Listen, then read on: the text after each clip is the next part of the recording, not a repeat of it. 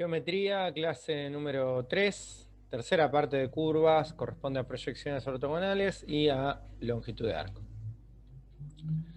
Muy bien, empezamos con una definición. Consideramos una representación paramétrica regular, una parametrización regular. Siempre les vamos a pedir a las parametrizaciones que estudiemos que sean regulares. Esta parametrización va a estar definida desde un intervalo I real hasta R3, y dado que llega a R3, sus coordenadas son funciones escalares, o están determinadas por funciones escalares. Bueno, vamos a llamar proyección ortogonal a la curva obtenida por dejar a una de estas componentes constante. Por ejemplo, si K es un valor real fijo, las tres proyecciones ortogonales que podemos obtener de esta parametrización es hacer a la primera componente K constante, hacer a la segunda componente constante en K y hacer a la tercera componente constante en el valor K. En particular, a nosotros nos van a interesar las proyecciones que estén apoyadas sobre los planos coordenados, ¿no? El plano x igual 0, y igual 0 y z igual 0, es decir, cuando K es 0, ¿no? Bueno, vamos a ver esto en un ejemplo primero y después lo tratamos de interpretar geométricamente. Tomamos una curva, la curva conocida como el tornillo, la hélice, en este caso de 0 a 2pi, va a pegar un giro únicamente para formar la curva. Después vamos a ver el dibujo y vamos a calcular las proyecciones sobre los planos coordenados. Esto, como vimos recién, consiste en hacer a cada una de estas tres componentes de manera no simultánea, ¿no? Lógicamente, el valor constante, que en este caso va a ser 0. Sobre el plano XY, es decir, sobre el plano XY es el plano Z igual 0, nos queda la expresión seno de t coseno de t0, pero esto es una expresión vectorial. A mí lo que me interesa es la expresión de la función en el plano, o de la curva en el plano. Es decir, la expresión con X y con Y como variables. Entonces, llevamos este plano, este vector, perdón, esta función vectorial, a sus coordenadas rectangulares. X es seno de t, Y es coseno de t, y Z, bueno, es 0, no lo ponemos porque estamos en el plano XY en este caso. Bueno, buscamos ahora encontrar una expresión que elimine el parámetro t. Bueno, dado que una es seno y la otra es coseno, podemos usar la identidad pitagórica, ¿no? Pedir la x al cuadrado más y al cuadrado es hacer seno cuadrado más coseno cuadrado, que nos va a dar 1. Bueno, reconocemos, espero que esto, espero que lo reconozcan, ¿no? Esto como la expresión de una circunferencia centrada en el origen de coordenadas. Ahora, si esto lo pensamos únicamente, o mejor dicho, no lo pensamos únicamente en el plano XY, se transforma en una expresión cuyo parámetro Z es libre, ¿no? Que tiene grado de libertad 1, digamos, porque si elijo la X, la Y queda vinculada al valor de X porque tiene que respetar la ecuación. Si elijo la Y, lo mismo pasa con la X. Esto tiene grado de libertad 1, pero Z es libre también. Entonces queda una expresión con grado de libertad 2 que determina una superficie. Bueno, necesitamos el dominio de la función. En este caso, dado que t va de 0 a 2pi, la coordenada en X va desde seno de 0 hasta seno de 2pi. Bueno, entre 0 y 2pi el seno tiene como cotas superiores e inferiores 1 y menos 1. Lo mismo el coseno. Entonces X queda restringido entre 1 y menos 1 e Y también. Cosa que sabemos si nos damos cuenta que esto es una circunferencia, ¿no? X va a ir de 1 a menos 1 e Y también. Bueno, vamos a ver esto en el dibujo antes de avanzar sobre el siguiente plano. Bueno, esta es la curva que estamos estudiando, la parametrización del tornillo, ¿sí? Y nos interesa ahora proyectarla sobre el plano XY, sobre el plano X igual, Z igual 0. Bueno, ¿a qué me refería cuando dije que X al cuadrado más Y al cuadrado igual 1 en R3 nos genera una superficie? Bueno, porque si bien es la circunferencia que se contiene en el origen de coordenadas, Z, al poder tomar diferentes valores, esa misma circunferencia puede estar en el nivel 0, en el nivel 1, en el nivel 2. Es lo que es como, a ver si lo podemos vincular con análisis 2, es como si fuesen curvas de nivel. Entonces, todas esas curvas de nivel, una arriba de la otra, nos genera esta superficie, que es lo que llamamos una superficie cilíndrica.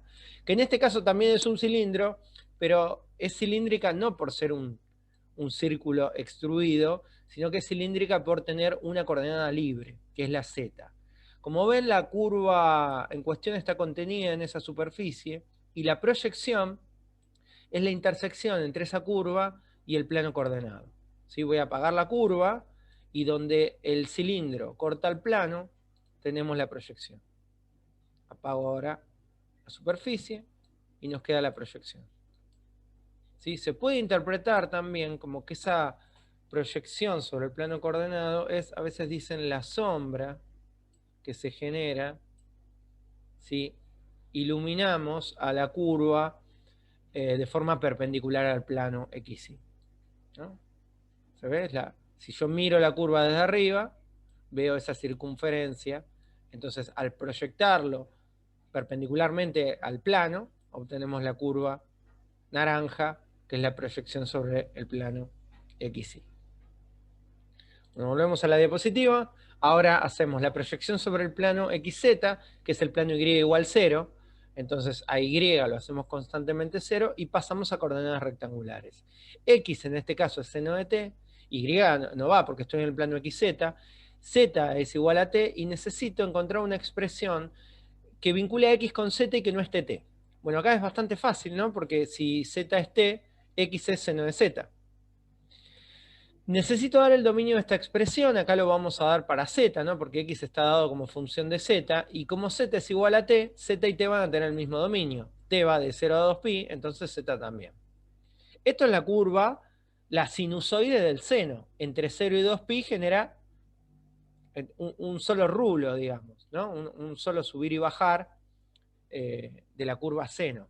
Está z como variable independiente e y como variable dependiente, así que esta curva seno va a acompañar al eje z. Volvamos al dibujo, cambiemos, sacamos la proyección, sacamos el plano XY, ahora estamos trabajando con el plano, ¿cuál era? El plano XZ, es decir, ahí, ¿no? Plano que contiene el eje rojo y el eje azul. Entonces, al obtener la expresión x igual seno de z, y al dejar a la y variable, obtengo una superficie cilíndrica que va a contener a la curva y que se va a desarrollar a lo largo del eje Y tomando todos los valores, es decir, esa superficie, ¿no? Esa especie de chapa, voy a apagar el plano, esa especie de chapa, ¿no? Que se prolonga a lo largo del eje verde, que es el eje Y, contiene a la curva. La curva está, digamos, dibujada en la chapa, ¿no? Bueno, ahora, lo que me interesa es la intersección entre esa superficie cilíndrica y el plano Y igual 0. Bueno, esa intersección, voy a apagar la curva, esa intersección es la proyección. Apago la superficie y ahí se ve la curva proyección contenida en el plano, ¿no? Es lo que se denomina una curva plana, una curva que está dibujada en un plano. Apago el plano, prendo la curva, y lo que vemos es que si yo analizo la curva, miro la curva desde el eje Y, con el eje Y perpendicular a mí, al punto de vista, o ilumino la superficie con una luz perpendicular al plano XZ, veo la sombra de la curva, que es la parte violeta, que tiene la forma del seno, ¿no?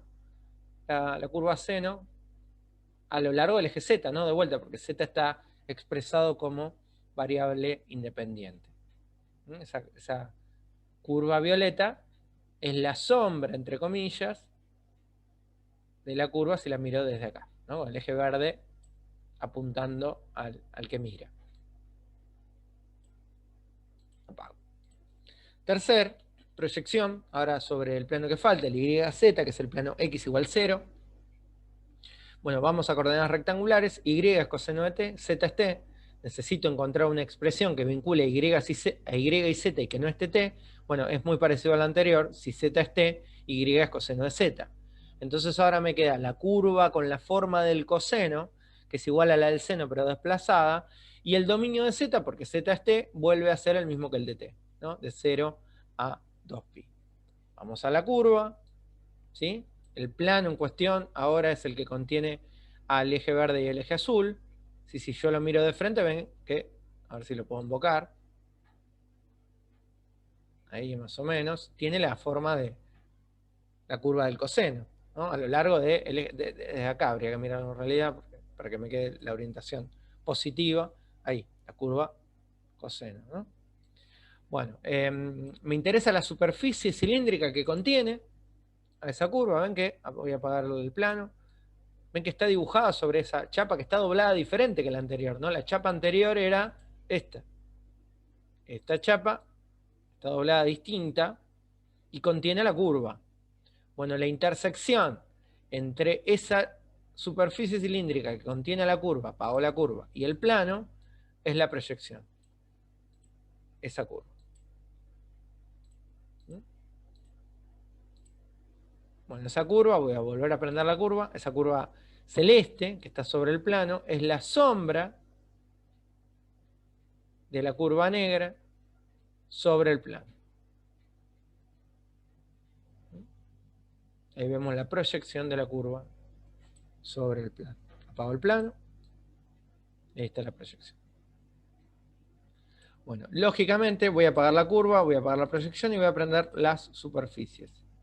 Esas dos superficies, a ver si se nota lo que quiero decir ahora, donde se están cortando esas dos superficies es en la curva. Y lo mismo pasa si me quedo con una de estas superficies y prendo la primera. Se están cortando, ahí, ¿no? Esa intersección, ¿no? Si esta chapa corta al cilindro naranja o el cilindro corta la chapa, el borde cortado que me queda en la chapa es la curva. O ahí. Por eso interesan las proyecciones, ¿no? Y las proyecciones solas, bueno, acá es más complejo de entender, pero ahí se ve, ¿no? Las sombras con la luz posicionada en diferentes lugares.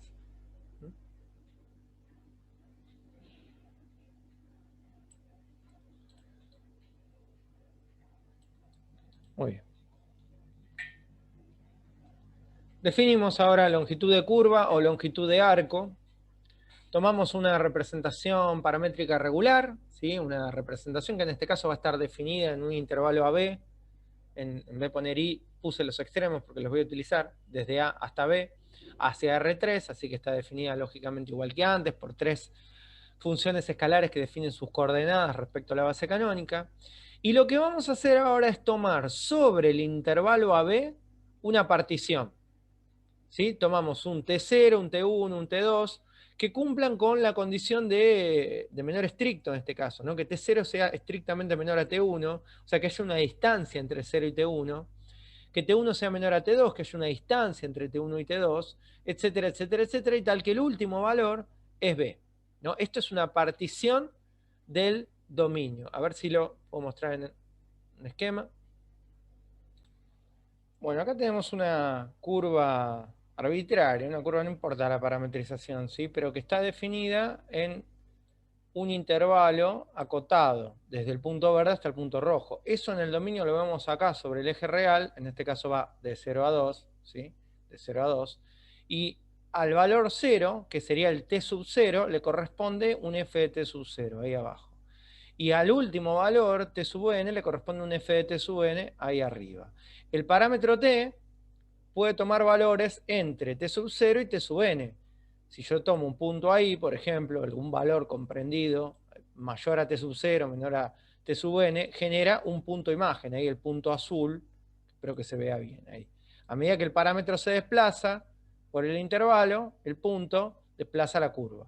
Como el dominio, el intervalo de dominio de t sub 0 a t sub n, o desde A hasta B, como está nombrado en la diapositiva, tiene una orientación, va de derecha a izquierda, la parametrización recorre a la curva en este sentido. Desde el punto verde hasta el punto rojo. Esto no necesariamente tiene que ser así, porque podría haber una parametrización de la misma curva que recorra este mismo trayecto, pero desde el punto rojo hasta el punto verde. Esta parametrización va desde el punto verde hasta el punto rojo. Entonces, vamos a ese punto, y lo que vamos a hacer es poner entre t sub 0 y t sub n una serie de puntos en el medio con carácter de división estricta. Es decir, si yo pongo, por ejemplo, 2 puntos ahí, ¿no? Donde este sería t sub 0, este sería t sub 1, este sería t sub 2, y en este caso t sub n es t sub 3. O le agrego 4 puntos, me queda t sub 0, t sub 1, t sub 2, t sub 3, t sub n, etcétera, etcétera, etcétera. Ahora, ¿qué es lo que a mí me interesa de esto?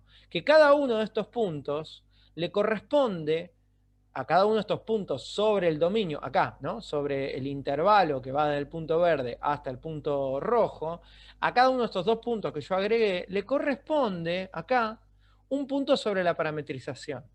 Es decir, a ver, ahí. ¿No? Si yo sumo estos 2 puntos, entonces se suman estos 2 puntos a la parametrización. Si yo agrego elementos a la partición, a cada punto que ponga en el intervalo le va a corresponder un punto sobre la curva. Entonces esto me va generando una partición no solamente del intervalo, sino también de la curva. Voy agregando valores al dominio y esos valores, a cada uno de ellos le corresponde un punto sobre la curva. Volvemos acá. Esta es la partición sobre el eje real, donde está t, y a cada uno de estos puntos le corresponde un punto, un f de t sub 0, un f de t sub 1, etcétera, etcétera, etcétera, y estas imágenes de los t de arriba son los puntos sobre la curva. ¿Qué me interesa ahora? Me interesa pensar, volvemos al dibujo, ¿sí? Voy a poner menos divisiones, ahí. Me interesa pensar en los segmentos que se forman entre puntos consecutivos, ¿no? Menos puntos ahí.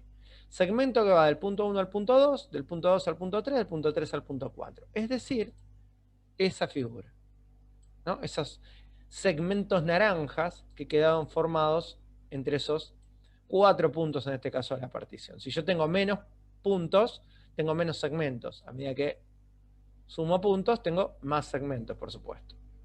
¿Está bien? Bueno, si yo pongo ahí, por ejemplo, ¿no? Y considero los segmentos naranjas.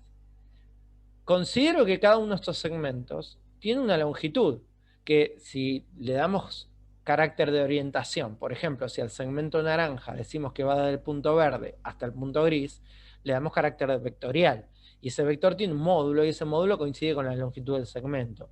Entonces, si yo sumo lo que mide el primer segmento, más lo que mide el segundo, más lo que mide el tercero, más lo que mide el cuarto, no me da lo que mide la curva, ¿no? Porque lógicamente no son iguales.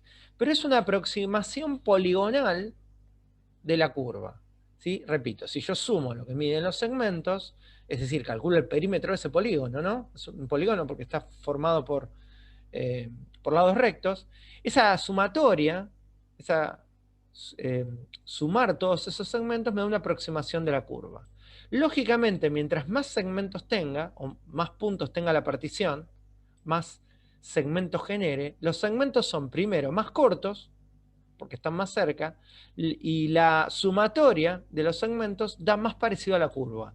Mientras menos segmentos tenga, peor es la aproximación. Mientras más segmentos tenga, mejor es la aproximación. Bueno, entonces, entre 2 puntos consecutivos, como decía recién, puedo formar un vector y calcular su módulo. Sumar todos esos vectores, esa sumatoria, desde el primer punto hasta el último, ¿sí? Sumatoria de todos esos módulos, me da una aproximación polinómica, por eso SDP, ¿no? Una longitud S que depende de este polígono, esta sumatoria poligonal. Diremos que si esta sumatoria está acotada superiormente, es decir, esta sumatoria no da infinito, o en términos de análisis matemático, si esta sumatoria converge, entonces la curva es rectificable. No se puede aproximar mediante segmentos rectos, ¿sí? ¿Qué me interesa hacer ahora? Bueno, lógicamente suponer o solicitar que la cantidad de particiones sea infinita. Volvamos al dibujo. Yo acá restringí esta especie de animación a 10 segmentos. Pero, bueno, el concepto de ir agregando segmentos para que la aproximación poligonal sea mejor, espero que sea clara. Si yo tengo 50 segmentos, va a ser mucho mejor la aproximación naranja. Y si yo tengo 100, va a ser mejor. Si yo le pido a la aproximación que tenga infinitos segmentos, Entonces va a haber infinitos puntos entre una curva y la otra. Y como cada vez que le agrego un punto los segmentos se hacen más cortos, los segmentos van a tender a tener un módulo infinitesimal. Si entre un punto y otro va a haber una distancia infinitesimal. Y un punto va a tender a estar muy, muy cerquita del otro. Podríamos decir que la partición depende de algún delta. ¿Qué es el delta? El delta es lo que separa el t sub 1 del t sub 0, el t sub 2 del t sub 1, el t sub 5 del t sub 6. ¿Por qué? Porque ese delta tiene que ser un número positivo, porque por definición el t sub 1 tiene que ser mayor estricto que t sub 0. Entonces la distancia que separa, por ejemplo, si el t sub 1 es 0,8 y el t sub 0 es 0, bueno, esa distancia de 0 a 0,8 es el delta. Y tiene que ser un número positivo, ¿no? Porque si fuese 0, los dos puntos estarían en el mismo lugar y le correspondería el mismo punto, el segmento tendría longitud nula. No quiero eso, yo quiero que sea tendiente a ser 0, que tienda a tener infinitos segmentos, que cada segmento tienda a tener longitud nula y que la distancia entre un punto y otro tienda a ser 0. Eso es el delta. Apagamos estas particiones, apagamos el polígono y lo que estoy hablando ahora es de poner un punto acaso sobre la curva. A ver, vamos ahí. Pongo un punto sobre la curva ahí, por ejemplo es f de t, ahí, y considero un segundo punto que es un f de t más un delta t. ¿No? Este f de t podría ser algún punto de la partición, podría ser, vuelvo a prender la partición, a ver, ahí, por ejemplo ahí. No me paro en ese punto de la partición. Y lo que separa a ese punto del siguiente es un delta. Ahí. ¿No? Estamos entre dos puntos de una partición definida. Voy a volver a apagar la partición. Entonces me quedo con esos dos puntos, ¿no? Dos puntos que se separan uno del otro, son puntos consecutivos. La distancia entre un punto y el siguiente es el delta t, desde f de t hasta f de t más delta t. Repito, le estamos pidiendo, vamos un ratito a la diapositiva, que tenga infinitos segmentos. Entonces, entre un valor t sub 3 y el anterior t sub 2, se separa un delta. Si a t sub 2 le sumo el delta, llego a t sub 3, que son esos dos puntos que dibujé recién. Si le pido a la partición que tenga infinitos segmentos, el delta va a tener que tender a ser 0. Y que por lo tanto los segmentos consecutivos tienden a formar la dirección tangente a la curva. Volvamos a la gráfica. Entre estos dos puntos, entre el punto de la partición y el punto siguiente, se define una dirección que, recuerden de análisis matemático 1, ¿no? Para curvas contenidas en el plano XY, pero en este caso no importa, ¿sí? Interpretemos que esa dirección naranja que es secante a los dos puntos es la dirección secante, la dirección de la recta secante. Y la dirección tangente yo la puedo conseguir si achico el delta, ¿no? Pedirle a la partición que tenga infinitos puntos es pedirle a este delta que separa al segundo punto del primero que tienda a ser 0. Entonces que los puntos tiendan a estar juntos y que por lo tanto si tienden a estar juntos la dirección tiende a ser esa, violeta que está ahí, que es la dirección tangente, ¿no? Mientras los puntos se aproximan, la dirección secante tiende a ser la dirección tangente. ¿Cuándo la dirección secante es la dirección tangente? Cuando el delta t tiende a ser 0 y la dirección tangente viene definida, recuerden de análisis, por la derivada. No es que la derivada es la recta, ¿no? Recuerden que la derivada lo que define es la dirección de la recta tangente. Bueno, en este caso ocurre algo similar. La derivada de la función, que es cuando el delta t tiende a ser 0, nos determina la dirección de la recta tangente, que es la dirección que va a tener el segmento cuando el delta t tiende a ser 0. Vuelvo a la diapositiva. Bueno, la sumatoria ahora va a ir hasta n igual infinito de todos esos segmentos con un delta t que tiende a ser 0. Esto es la definición, si nuevamente volvemos a análisis 1, de una integral. ¿No? La integral era el concepto de sumar infinitas porciones de dimensión infinitesimal. Eso lo podemos escribir, entonces, expresar como una integral definida entre dos valores, que son los extremos del intervalo, ¿no? El t sub 0 y el t sub n, que en el gráfico son el punto verde y el punto rojo, ¿sí? Serían, en realidad, la integral es entre este punto verde acá, t sub 0, y este punto rojo, t sub n. ¿No? Pero si yo integro la función, que es la parametrización, entre t sub 0 y t sub n, lo que obtengo es la longitud de esta curva, no acá, en el segmento, porque este segmento mide 2. Lo que a mí me interesa es lo que mide la curva. Lo que separa el punto verde en R3, que es el f de t sub 0, del punto rojo en R3, que es el f de t sub n. Eso es la integral definida entre t sub 0 y t sub n del módulo del vector obtenido por la derivada de la parametrización. Bueno, antes de pasar a un ejemplo, definimos a la longitud de la curva como un parámetro en una parametrización.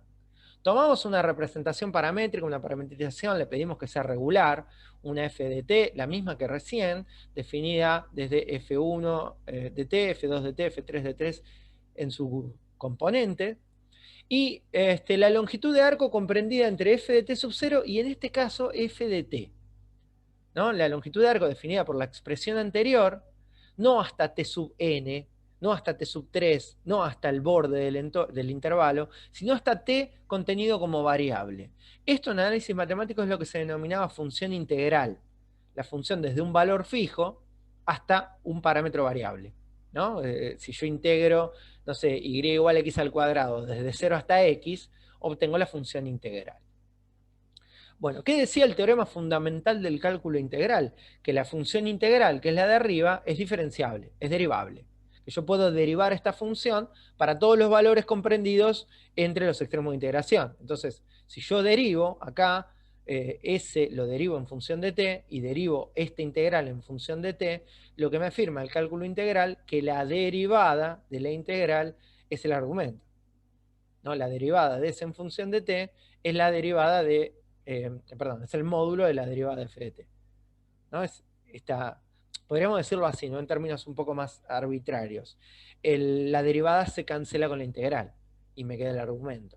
No es necesariamente eso, pero lo podríamos pensar así.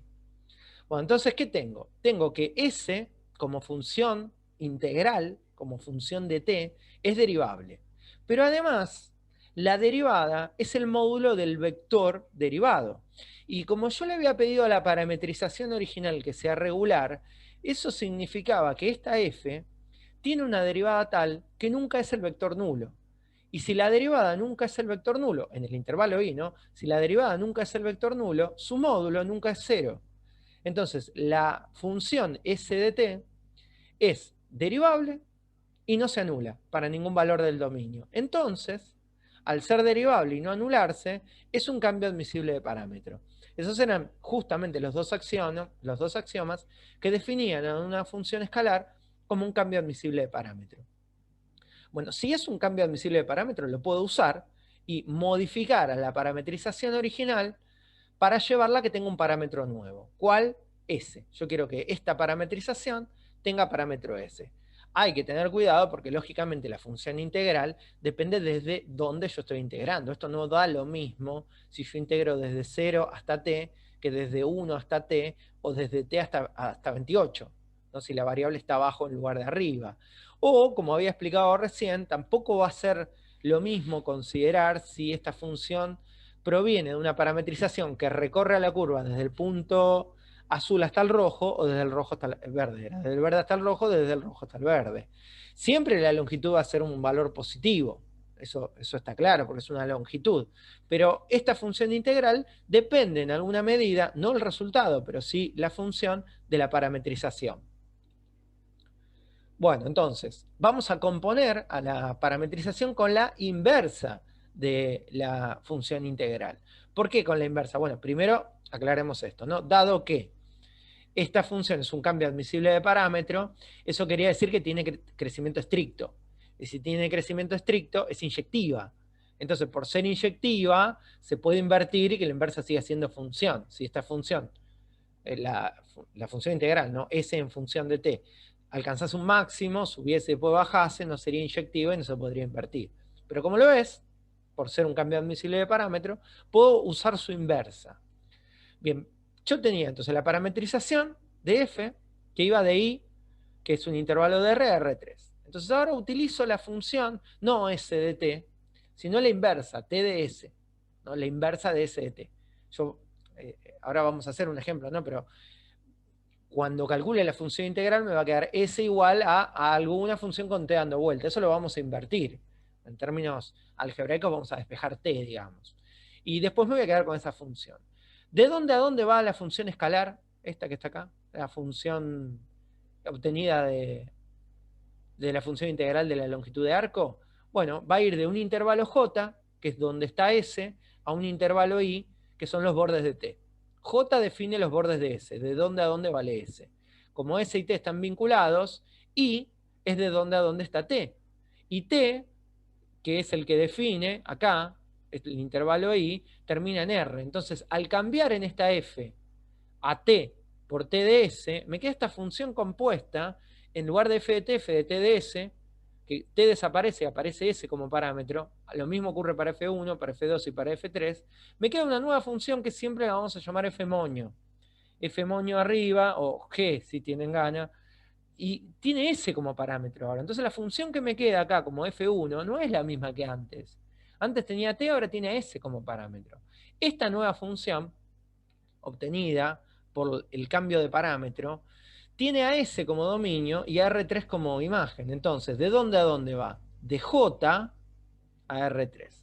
¿No? Esta función iba de I a R3, compongo de JI, de I a R3, la nueva va de J a R3, ¿no? Concepto de composición de función. Bueno, esta nueva parametrización, la que está recuadrada en naranja, es la que se denomina la reparametrización por longitud de curva o reparametrización por longitud de arco. ¿Y qué particularidad tiene? Que el valor de S coincide con la longitud de la curva en el punto en el que estoy parado, ¿no? Si S vale 0,5, F de 0,5, ¿no? Es, hasta ese punto, hasta F de 0,5, la curva mide lo mismo que vale S. S, la longitud de S, J, lo que mide J, es lo mismo que mide la curva, desde el valor inicial hasta el valor final. Vamos a ver si esto termina de quedar claro con un ejemplo. Tomamos nuevamente la curva que habíamos usado en las proyecciones, que es la curva, el tornillo de seno de t, coseno de t como componentes de 0 a 2pi, ¿no? Ya la habíamos visto dibujada, ahora la vamos a volver a utilizar, pero vimos que esa curva se enrosca en un cilindro. Bueno, lo vamos a reparametrizar por longitud de arco, ¿sí? Primero necesitamos calcular la función integral de la longitud de arco. Necesito tomar la función, necesito la derivada, derivamos componente a componente. De la derivada necesito el módulo, ¿sí? El módulo de la derivada, coseno cuadrado más 1, coseno cuadrado, identidad pitagórica da 1, 1 y 1, 2. ¿Sí? Este vector derivado tiene norma, tiene módulo raíz cuadrada de 2. Bien, la definición era que la función integral S de t va de t0, que es el primer valor del intervalo, que en este caso es 0, hasta t, que es una variable, del módulo de la derivada, que en este caso me dio raíz de 2. Entonces me queda así. S de t va de 0 a t, 0 porque es el primer valor del dominio de t, hasta t de raíz de 2, que es lo que me dio el módulo. Bueno, calculamos esa primitiva, raíz de 2t, regla de Barrow, evalúo en t, raíz de 2t, cambio la t por t, me queda raíz de 2t, evalúo en 0, raíz de 2 por 0 es 0, así que la función integral S de t es raíz de 2 de t, o S igual a raíz de 2t. Esta no es la que yo tengo que usar, yo tengo que usar t de S, entonces necesito despejar o invertir esta función, sería mejor decir, pero para eso despejo t, ¿no? T de S, t como función, S como variable independiente, me queda S sobre raíz de 2 es t de S. Tengo ahora que ir a la función original y componer a t con t de s. En lugar de f de t de s. Seno de t de s, coseno de t de s, t de s. ¿Y t de s quién es? S sobre raíz de 2. Entonces, la función f moño, con s como parámetro, es seno de s sobre raíz de 2, coseno de s sobre raíz de 2, y en lugar de t, s sobre raíz de 2. ¿Qué le falta a esta parametrización? Algo que siempre tiene que estar en una parametrización, su dominio. La parametrización original iba de 0 a 2pi, pero t ahora es s sobre raíz de 2. Entonces, s de dónde a dónde va. Raíz de 2 va multiplicando para los dos lados, y el nuevo dominio es de 0 A2 sobre raíz de 2. Esta parametrización viene dada por longitud de arco. Si este ejercicio, en lugar de preguntarme o de pedirme que reparametrice por longitud de arco, me hubiese pedido que calcule la longitud de la curva, el proceso hasta que llegue a este recuadro naranja es igual. En lugar de poner t acá arriba, tengo que poner 2pi. Entonces acá va 2pi y hago barrow con 2pi.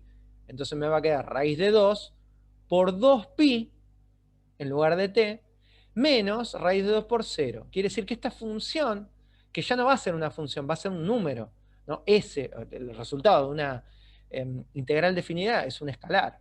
Entonces, si yo pregunto ¿cuánto mide toda esta curva desde 0 hasta 2pi? La respuesta es 2 por raíz de 2pi, que es justo lo que mide este parámetro, ¿no? S va de 0 a 2 por raíz de 2pi, que era lo que trataba de decir recién. Lo que mide el parámetro i, el intervalo j, perdón, es lo que mide la curva. Vamos a ver esto en un dibujo.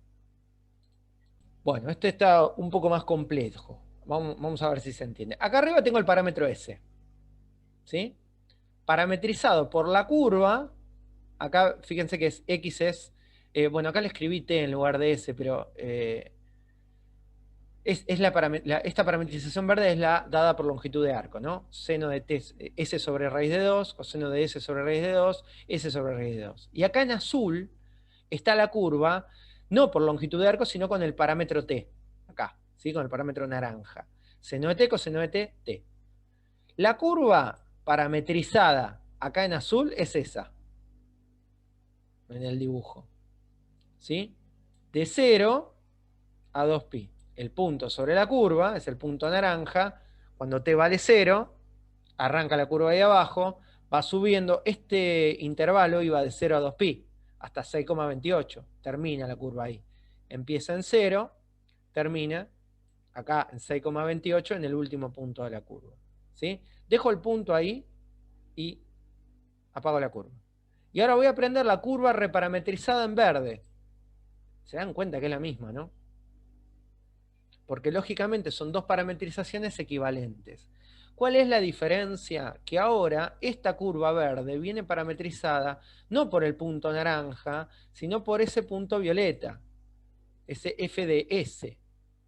Ese f de s no se desplaza con el parámetro t, se desplaza con el parámetro s. Y es la misma curva, pero el parámetro s empieza en 0, acá, y termina en 8,89, que es 2 por raíz de 2pi.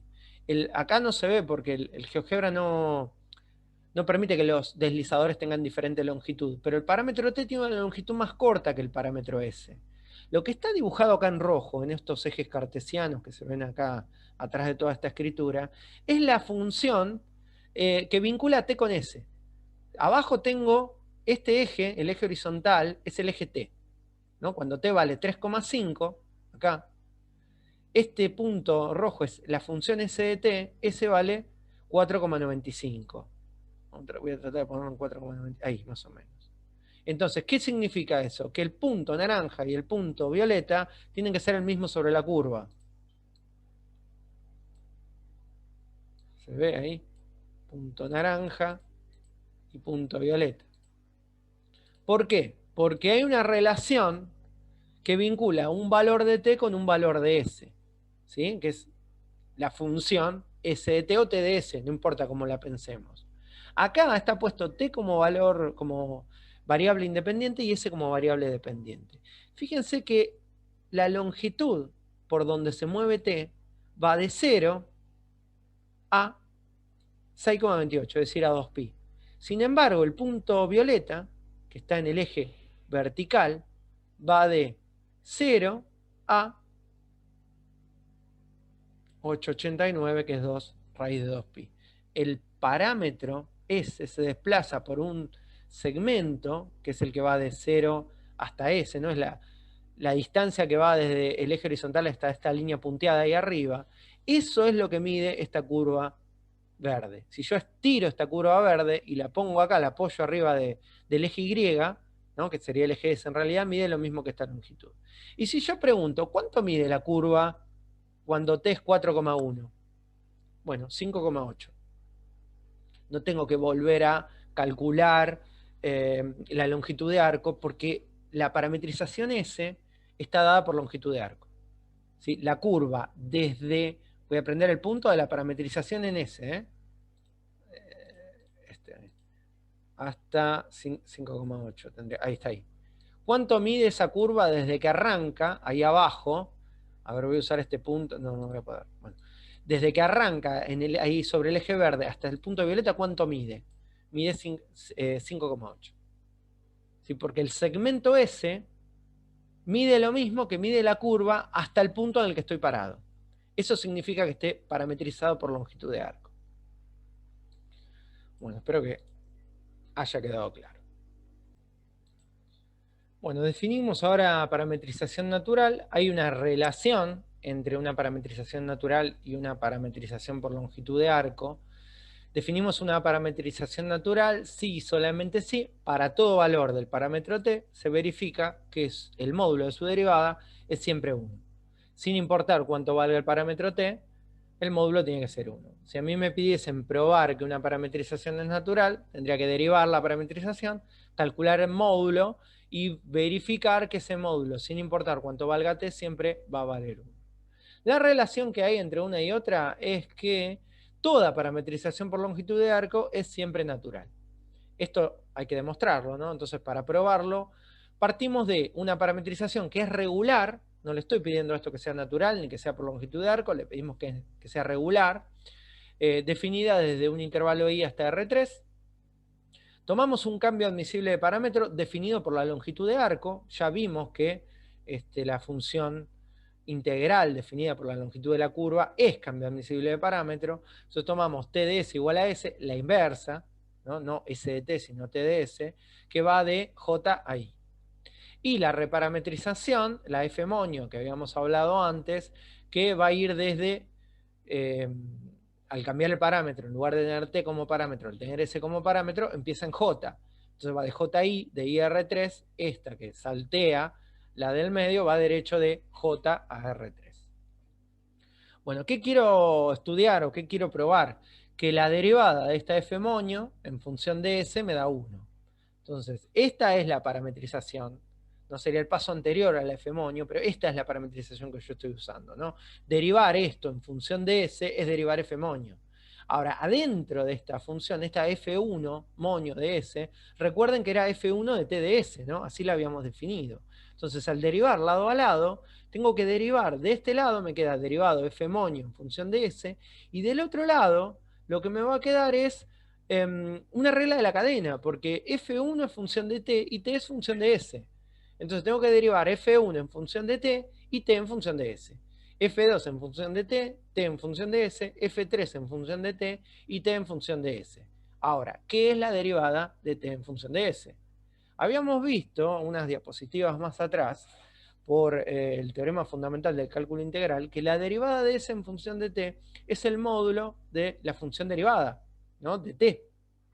Entonces, por el teorema que afirma que la derivada de la función inversa es la inversa de la derivada, puedo afirmar entonces que la derivada de t en función de s, o sea, la función inversa de esta, es la inversa de esta. O sea, que es 1 sobre el módulo de f' de t. ¿No? Ahí tengo el cálculo de la derivada de t, que multiplica, acuérdense que esta función, por ser un cambio admisible de parámetro, va de R a R, es decir, es una función escalar. Esto es un vector donde tengo la derivada de t de s multiplicando a las tres componentes y es un escalar. Quiere decir que derivada de t en función de s, acá, acá y acá, podría salir como escalar común, ¿sí? Como factor común del vector. Bueno, ¿qué me queda acá adentro? Bueno, esto, t en función de s, es la derivada de f1 en función de t. Esto es f1' en función de t. Esto es f2' en función de t. Y esto es f3' en función de t. Es decir, esto. Este diferencial t, derivada de t en función de s, sale del escalar. Acá faltó la tilde. Cambié de notación acá, ¿no? De derivadas respecto del parámetro a tilde, ¿no? F moño prima es lo mismo que arriba, ¿no? Cambiando la notación. Bueno, acá, repito, derivada de t en función de s sale de escalar común, y lo que me queda es la derivada de f1 en función de t, de f2 en función de t y de f3 en función de t. ¿Qué es este vector?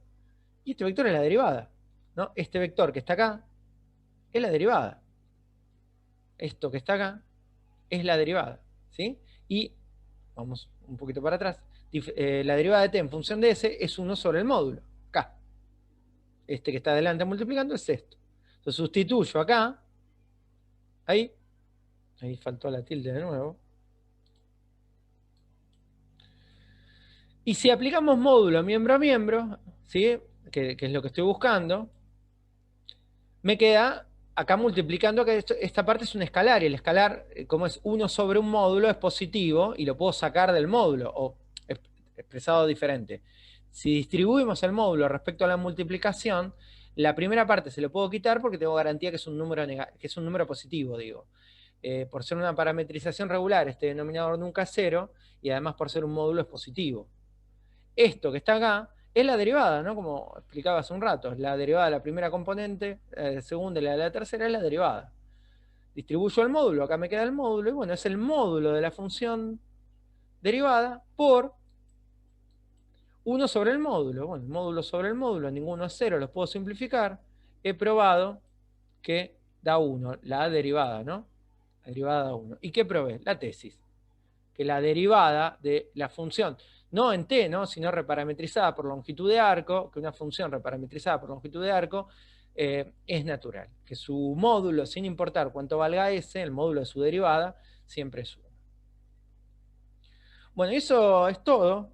Tienen un práctico número 3 con no muchos ejercicios relacionados a la longitud de arco y al cálculo de proyecciones ortogonales.